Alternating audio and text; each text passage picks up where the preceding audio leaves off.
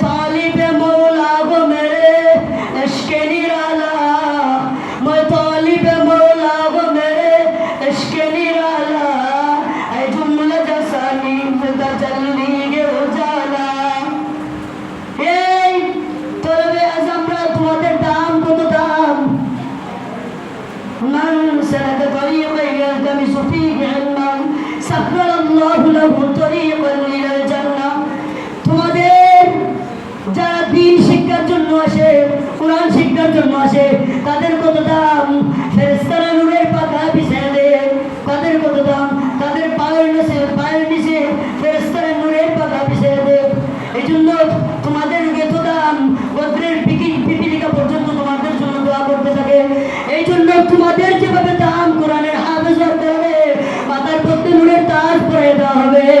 যেই তাজের এত পাওয়ার থাকবে, সারা পৃথিবী, সারা জান্নাত তোমার নূরের তাজের আলোয় আলোকিত হয়ে যাবে। সুবহানাল্লাহ।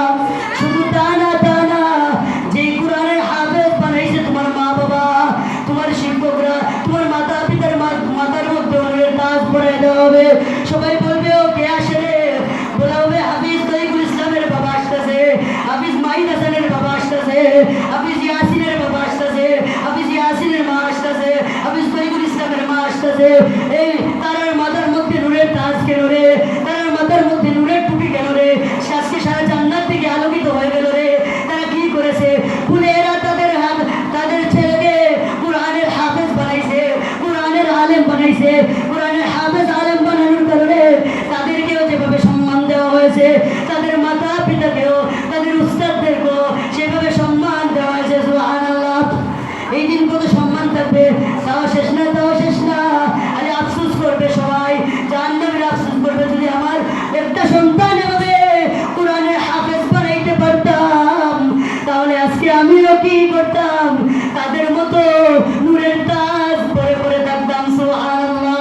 এই জন্য মা বাবা আফসোস করবে, যাদের সন্তানকে হাফেজ বানাইতে পারবে না, আলেম বানাইতে পারবে না, হাফেজা বানাইতে পারবে না, আলেমা বানাইতে পারবে না। তারা শুধু এই দিন আফসোস করবে আর বলবে কি?